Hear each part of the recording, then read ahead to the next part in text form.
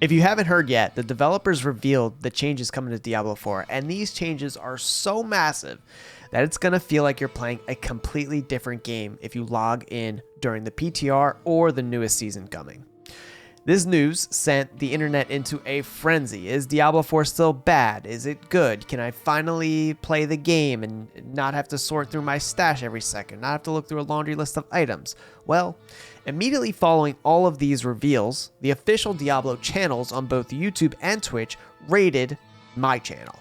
That just means that everyone watching the Campfire Chat was immediately greeted by me right after the stream ended. So what did we do? Well, I really wanted to get a sense of how the community felt about all these changes. Not from the content creators, but from the actual people playing the game themselves. So I went through a number of hot button questions and polled the crowd, and I was actually really surprised at some of the responses. So here's the truth about Diablo 4 as told by all of you. And the first one is just a simple one. Was the Campfire Chat overall, do you think it was a W or do you think it was an L?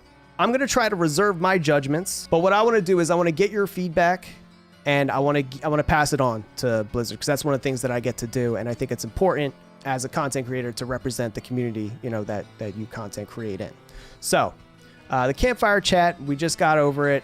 One's in chat if it's a W. You can also type W. L if the Campfire Chat was an L. It seemed, and then I'll give my opinion. I'm going to give an overview, we'll poll, and then I'll give my opinion. I don't want to sway anyone. And now this is a bit of a biased crew, so with any poll, with any statistic, we wanted to call out that these are people that generally probably have an interest in Diablo 4. They wouldn't be watching a developer live stream if they weren't. You wouldn't hang out with some Diablo streamer afterwards either if you really didn't care about the game. So it's a bit of a biased group, but overwhelmingly positive for the Campfire Chat. PTR is going to be on April 2nd. I think it's a great opportunity if you haven't played the game since like season 1, season 2 to just jump in, you know, and just test the game out. But they announced that they're also delaying season 3 so that season 3 is going to have to last longer. And listen, I don't want to play season 3 any longer than I have to either. I'm ready for season 3 to be over, but I look at this a little bit differently. My season 3 is going to end on April 2nd. So actually my season got cut short. Like what I thought I was going to have to play season 3 got cut short. Once that PTR starts, like I want to get into the season 4 stuff as soon as possible. And the fact that they're even giving us a PTR makes me happy. And also, I think some of the reason why the seasons that we've gotten so far have been a bit lackluster is because they feel a little bit rushed. They're trying to get the seasons out at the scheduled time that they want to. And as a result, we have the seasons that we have. I'm going to read some in chat here. Better later than bad sooner. Right. So I'd rather have a better finished product than have something come out sooner that doesn't have all the features that we want. For perfect example, leaderboards. The Gauntlet was a little bit different because they got delayed and they also weren't great. But if they had delayed the start of season 3 so that you could have leaderboards right at the start of the season, I would have been a lot more excited to play the Gauntlet. I think a lot of people would. Most people, after a month or two of an ARPG, kind of get bored with it and no longer really want to play. So I think that having that at the beginning of the season, having all of your features at the beginning of the season, not having these massive mid-season updates, like it's great that the developers are listening and they make those mid-season updates, but I'd rather just have a killer season right at the start than have to wait for a mid-season update, personally. So I think it's a good idea. And someone said that disappointment doesn't mean it's a bad idea, right? People can be disappointed that season 3 is going to last longer, but still think it's a good idea to have a PTR. And I think that's perfectly fair. So this was the overview of the itemization. They went over base item update. Each one of these was kind of like a banger of things. And you could say that, you know, a lot of this stuff, maybe it should have been in the game already, but the fact is it wasn't, and now it is going to be.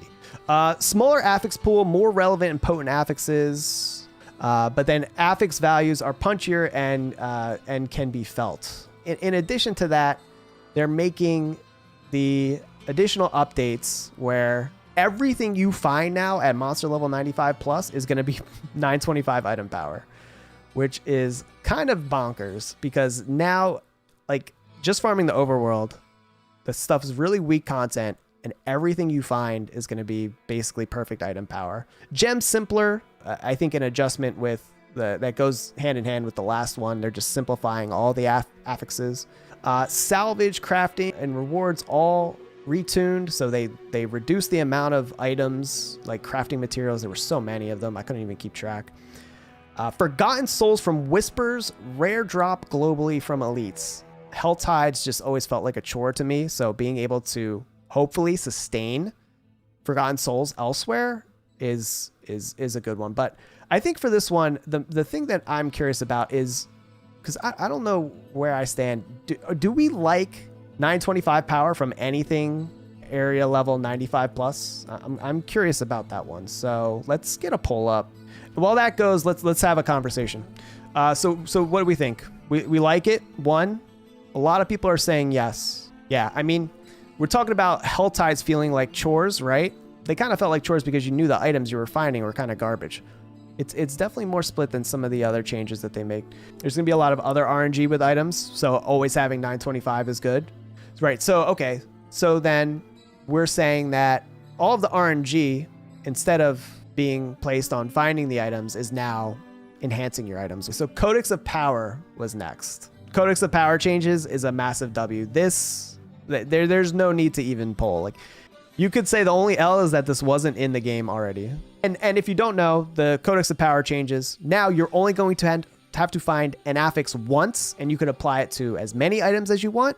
And if you find it multiple times and you find upgrades, now every affix is going to be in the Codex of Power and upgrade with each higher item you find. You're not going to have to wonder anymore, am I going to find an item upgrade? You know, that I don't want to use my perfect affix on this item because I might find an upgrade later. Now you find a perfect affix, you can just put it on every item that you find. All right, so those were the Codex of Power changes. Base item upgrades. So we've gone from 4 affixes down to 3 now, only on legendaries. Rare items only have 2, and rare items you cannot get to 5 affixes. Rare items will only have 4 affixes max if you. So legendary items now is pretty much all you're going to pick up. Rare items are completely useless. So this was a bit of an issue when we think about trading, but then with the caveat here, they said that they are opening trading now to legendary items and unique items, which is kind of crazy. Like, trading is a thing now in Diablo 4. You can trade just about everything. The only miss is uber unique. You cannot trade uber uniques. And item drops have become reduced. So you're not going to find as many items. So this, I mean, it just looks a lot cleaner. I will say it looks maybe a little bit boring, right? The stats are now very, very basic, or the tempering affixes actually look a lot cooler. So here, before, after, let's see. The last poll, we were pretty split. So which do you like more, before or after? The affixes aren't as interesting, but interesting doesn't necessarily mean good. Like, this is all of your damage on Tuesday, damage while vulnerable under a trap. Those are the affixes that they got rid of, and they kept the heavy hitters. They also increased them too. So you only get 3, but they're twice as good each, and then you can improve them later, which we'll go on. It's that a lot of you like after. And for think of a new player coming into an ARPG that maybe hasn't played before, and they look at these 2 items, which are they going to have an easier time interpreting? We like after, which is number 2. Next up is tempering. So tempering, and with tempering, this is a way to add affixes onto your legendary items now, right? So your legendary items are only going to have 3 affixes now. You can add 2 affixes. They must be from different categories. But I thought something that they did that was interesting here was the skill changes that they've sort of incorporated into this. Like, you can go for affixes that affect your skills, or you could go for like mobility affixes. And really, I mean, it is your way to customize an item to a level that we really never had before. The caveat of this is that it's completely random. There doesn't seem to be any way to guarantee, which of these affixes you're going to get. So in all likelihood, you could break an item. You have 5 tempering durability, so you can roll 5 times. And after that, whatever affixes the item has, it has. It's good to have these new things in the game. But for this one, I'll say, do we like that it's completely random? Or do we wish that there were a way, if you're a Path of Exile player, for something like the workbench crafting, something that you could guarantee an affix if you paid like 5 times the price, right? Or you use 2 durability and you have a 50% more chance to get the actual affix that you want. So I'll put the poll up. Should tempering be 100% RNG? Yes or no? And then also you have to consider empowered affixes that are going to drop. So while 925 items might be coming up much more often, we have greater affixes now that are going to drop. So this is something that we've seen before in Diablo 3, kind of like primals. I think in primals, every stat on the item was a greater roll, but this is kind of like exalted items in Last Epoch. But you have this chance now of rolling up to 3 greater affixes now on these legendary items. There's also an indicator, but it's this Roman numeral, and it's literally the font that they chose is nearly invisible. I think I would like it to be a little bit more obvious. 1 in chat if you like greater affixes, 2 in chat if you don't. We're gonna beta test it. Yep, that's the point. That's the point of the PTR. Curious, I'm gonna do a vibe check while we still have you. Will you be playing the PTR? But the way I see the PTR is like, if you haven't played the game since season 1 launch, a lot of people kind of got turned off from the game by then. The PTR is a perfect opportunity to just get right into endgame, right? Because they're going to give you a level 100 character. They're going to give you mats. They're going to give you all that stuff. You just get right into endgame, and you can see if you like the endgame of Diablo 4 now again. Like it's kind of free, right? Some people say, like, why doesn't Blizzard just test their own games? Like someone said that. If you think about it from a business perspective, when we had like open beta for Diablo 4 before the launch, they got more playtime in those first 5 minutes of open beta than a team of 100 QA people would have had in a year of testing the game, and it was free. Like if you're a business, and I'm very business oriented, why wouldn't you have a PTR? Why wouldn't you, like, you should release a finished product, but why wouldn't you take advantage of your very enthusiastic community to get in and test the game if you have that? So we're split 50-50 who's going to play the PTR, who's not. I mean, I think that's pretty reasonable. Masterworking now, when you masterwork an item, all of the stats are going to increase slightly, and then when you reach each interval of 4, 1 stat is going to be randomly selected and get a massive boost. So this is replacing the honing system. So do we like masterworking? And we lose honing in the process, right? So honing is gone. Do we like masterworking? 1 for yes, 2 for no. Any affix upgrade is probably going to be a good one. There are some that are better than others, but they're all going to be pretty good. And you can't technically brick it, because for an additional cost, you can just reset your masterworking at whatever point. So you could brute force, your 4 out of 4. But that's masterworking. And then we got meaningful class updates. And if you don't think they're meaningful, just look at the slide. Like, they are meaningful because they've told us that they are. More meaningful class updates. Like, they couldn't go over all the class updates. It sounds like there's going to be a lot. But what they showed was interesting. The rogue changes were not great. The change to the inner sight. For all you rogues out there, inner sight, they just kind of unnerfed it. I don't know if you remember, but in the beginning of the season, it got nerfed for how quickly you could kind of build up your inner sight. Now they're saying, okay, you can build it up again. We're sorry, we nerfed it in the first place. And then they're also giving you a damage buff, but that damage buff is just crit chance. It's not damage. So if you're playing like a precision build, you really don't get the damage buff from crit chance. It's kind of a dead stat. Because you're basically guaranteeing all your crits. But anyway, that's just the rogues. I won't get too into it. The Helltide updates were interesting. So we have increased density, a new threat meter that builds up when killing monsters and then spawns a bunch, lots of ambushes and dynamic monster spawning, new content, rare summoning material drops during the Helltide, and then there's many new mini events and harbingers to keep things fresh. I think improving Helltides is good. I watched this whole thing. They did like a little playthrough, and I did not see a single Forgotten Soul drop the entire time. Even from all these new bosses, new events, new monsters that are spawning. I don't think he ended up killing the Blood Maiden, so maybe the Blood Maiden was going to drop Forgotten Souls. But I'm looking at these explosions of mobs that are coming in, and it's just cinders. Are you happy with the amount of Forgotten Souls that drop in Helltide now? Because it didn't look like that was changing. Like, you will get cinders faster, so you can open chests faster. But I think if you were doing a Helltide, everyone was kind of opening up all the chests anyway. 1 in chat if you think more Forgotten Souls should be dropping in Helltides, or 2 in chat if you think it's kind of okay and we don't need more Forgotten Souls. But if I'm going to Helltides, it's because I need Forgotten Souls. So if we can find Forgotten Souls everywhere, then the purpose of Helltide should be, okay, that's where I go when I want to load up on Forgotten Souls. I can maintain with what I find naturally now with the increases from elite spawns. But if I go to Helltide, I want it to rain Forgotten Souls, personally. I guess this is a question I'd like to ask. Which is your bottleneck when it comes to crafting? Like, which do you need more of? Is it costing you too much gold? Is it costing you are you always constantly out of Forgotten Souls, or are you constantly out of Forgotten Crystals? Because I hear a lot of people, I'm surprised nobody said Veiled Crystals yet. I hear so many people that say they don't have Veiled Crystals.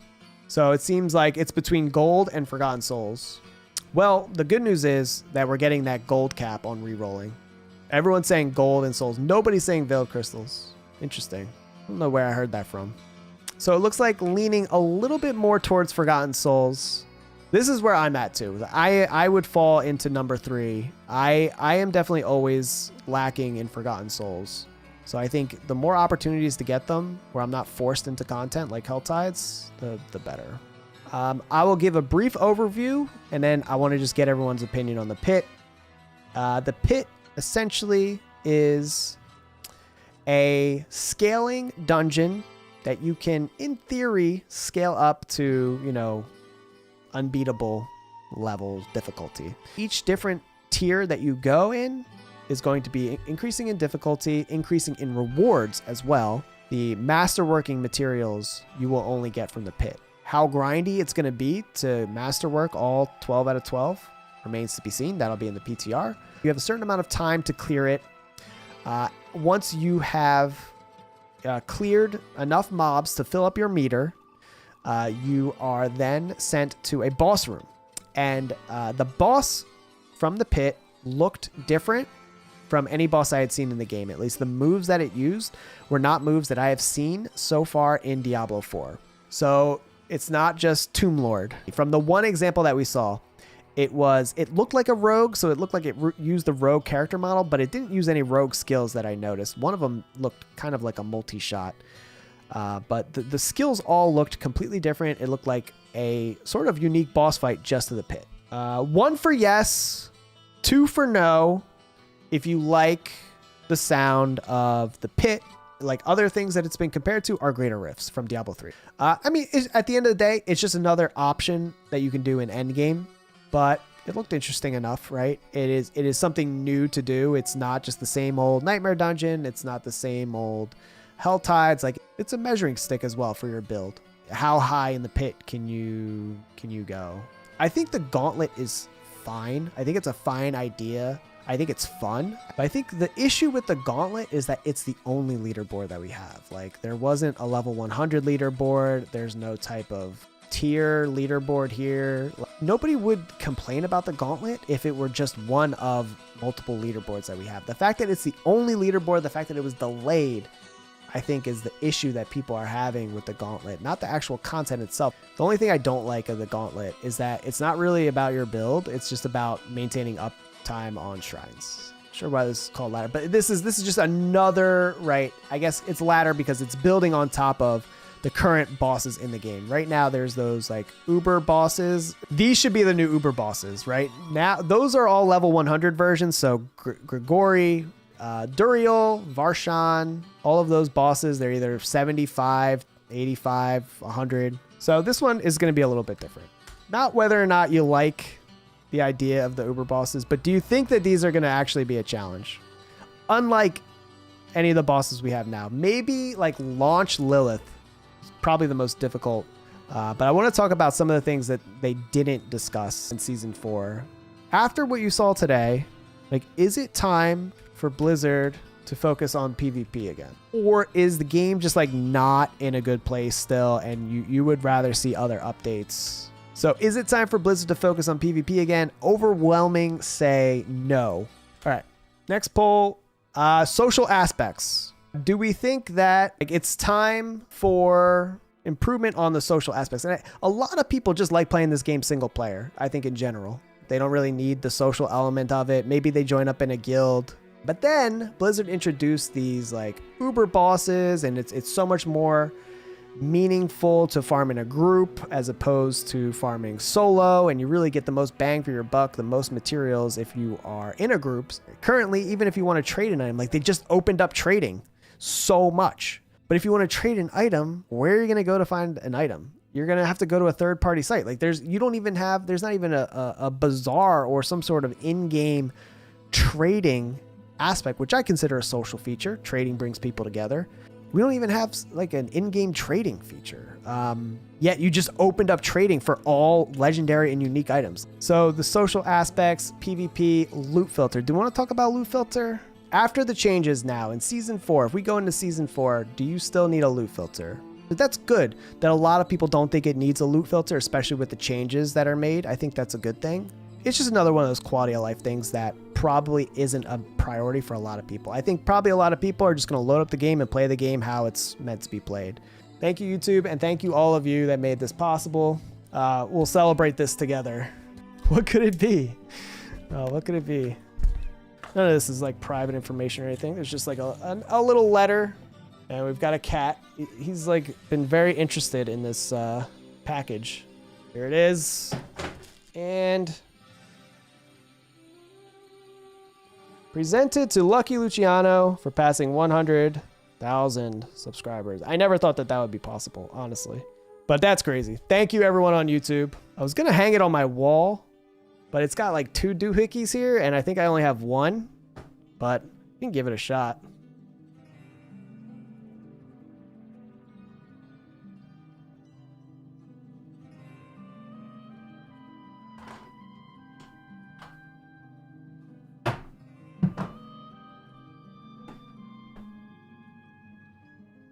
Perfect. 10 out of 10. Rip award.